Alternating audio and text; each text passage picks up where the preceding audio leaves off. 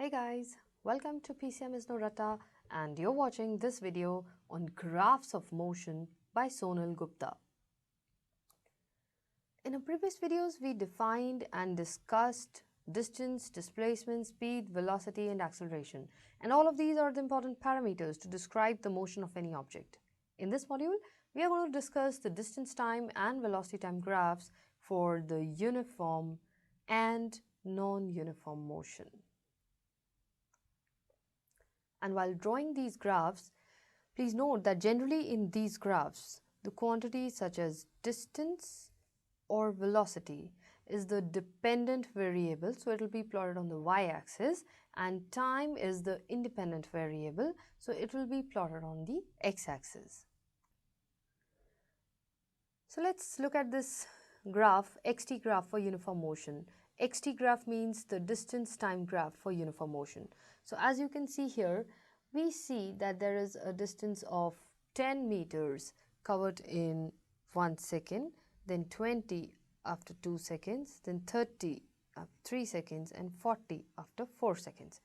And you will see when you plot a graph, you will find that here I've taken x-axis, time, and y-axis is the distance.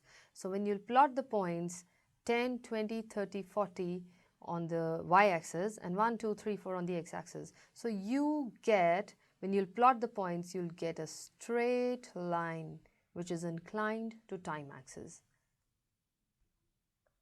And this straight line inclined to time axis clearly indicates a linear relationship between the distance and time. So linear relationship means that as the time is increasing, the distance is also going to increase, and the time is increasing by equal amounts, and so is the distance. It is also changing, or the position is also changing by equal amounts. So this is a uniform motion graph. Interestingly, this graph has one more significance, and let's see that. If we find the slope of this graph, so slope is calculated as the height upon base. So let's take these 2 points. So height is 20 and the base is 2, right? So height is 20 here and base is 2 seconds. Therefore, we say that slope of this graph, if I mark these as points O, A and B, then the slope of the graph is AB upon OB, and AB is the height, which is 20 meters, upon OB is the time, which is 2 seconds. So that cancels out to give me 10 meters per second. From the unit, you find out that the slope is giving us the velocity of this graph, of this motion. So if the distance time graph is plotted and it's a straight line inclined to time axis, then the slope of that graph gives you the velocity, which is a constant one. And how do we come to know it is constant? You can find the slope at this point. You can also find the slope regarding this point, in reference to this point also, if I take this point as C. So OC, and here is D, then the slope would be, for this curve, the slope would be CD upon OD. So CD is the height now, that is 30 meters, and base is 3 seconds. So again, you would get 10 meters per second. So you can find out the slope between any 2 points. You'll always get it as 10 meters per second. So this also tells you that the velocity is constant for this motion. Let's look at another graph where we see that from 0 to 5 seconds, this is a straight line going up, but after 5 seconds, it becomes a horizontal line, and this is a position time graph. So since it's a position time graph, the first half, that is 0 to 5 seconds, indicates a linear relationship. So this part, this region refers to constant velocity, as we just discussed in the previous graph. But what about this portion? Now this region, since the position is not changing, it's at 25 meters for the next 5 seconds. So this region is the stationary part of the motion. So if the line graph is horizontal, like we see here after 5 seconds, we find that the slope is 0, and that means the velocity of the object is 0.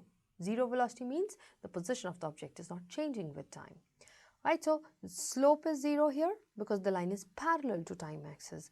That means slope gives you the velocity, which we just said, and here the slope is 0. So slope 0 means velocity is 0, and so no change of position is happening here.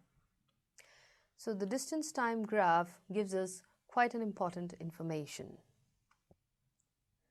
Now if we plot the velocity time graph, here I've taken velocity time graph for the same data for which we just calculated the velocity to be 10, and since it was constant, so what kind of graph you're going to get? So here this way I have t in seconds, and this way I have velocity in meters per second.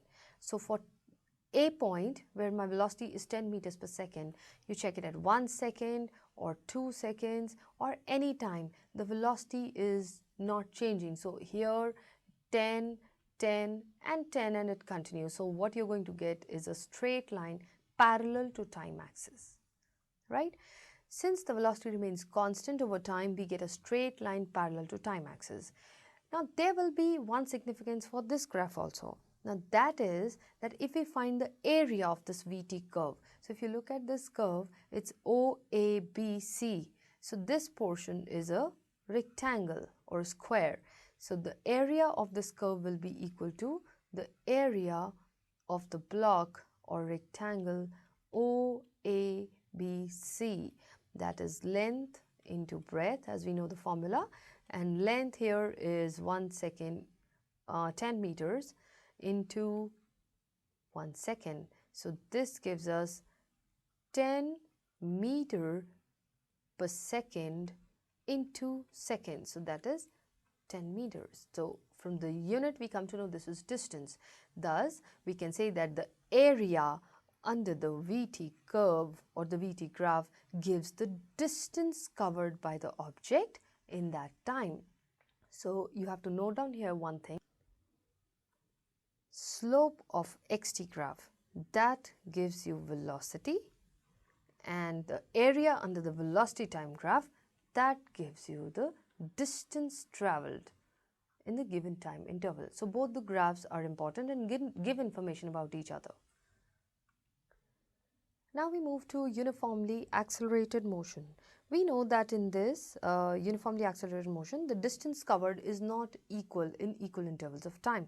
Like we have here, the graph, the table says that distance is 1 meter in 1 second, then it's 2 meters in 2 seconds, 4 meters in 3 seconds, and 16 meters in 4 seconds. So in every interval, there is a difference in the distance traveled. Right? So this is definitely not going to give you a straight line.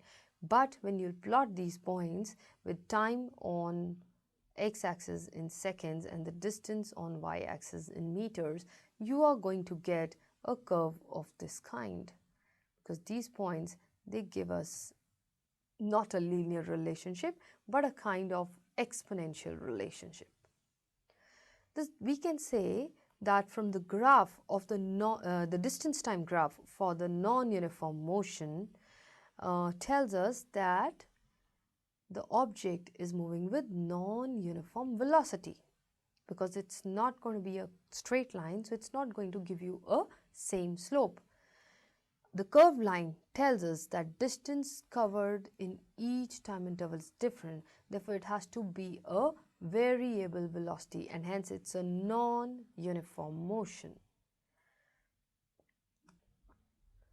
Now let's check out a velocity time graph for a non-uniform motion. For a non-uniform motion, it can be uniformly accelerated or non-uniformly accelerated. So first we take the case of uniformly accelerated motion. So we have a velocity of 4 meters per second in 1 second, then 8 meters per second after 2 seconds, then it's 12 meters per second after 3 seconds, and 16 after 4 seconds. So in every time interval of 1 second, the velocity is changing by equal amounts, that is 4, 4 and 4. So when you plot a graph for velocity versus time, you are going to get a straight line as we got here, which is inclined to time axis.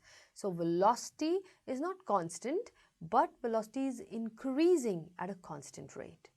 So for all uniformly accelerated motion, the velocity time graph will be a straight line inclined to time axis. Now let's check what can we get from the slope of the velocity time graph.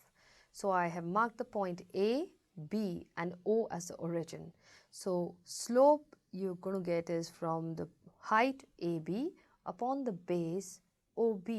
Therefore slope of this given VT graph is AB upon OB, height upon base, and that gives you AB is 8 meter per second upon time is 2 seconds. So you get 4 meter per second square, and again the unit clearly indicates that this is giving you an acceleration of 4 meter per second square, and you can find out for any of the regions the slope you will get will be 4 meter per second square. Therefore this is a uniformly accelerated motion, that is the velocity is changing but the acceleration is constant, and that is 4 meter per second square.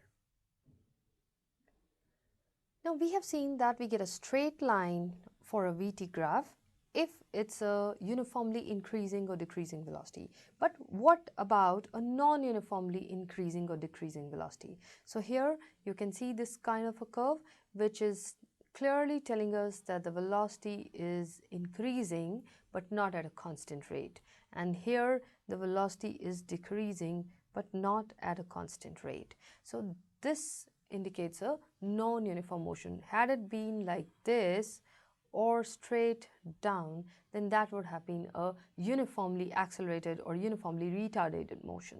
But this graph, these two graphs, they tell us that the velocity is increasing or decreasing at a variable rate. So this is non-uniformly accelerated motion. I hope by now you should be able to predict the motion and its parameters when you look at the graph.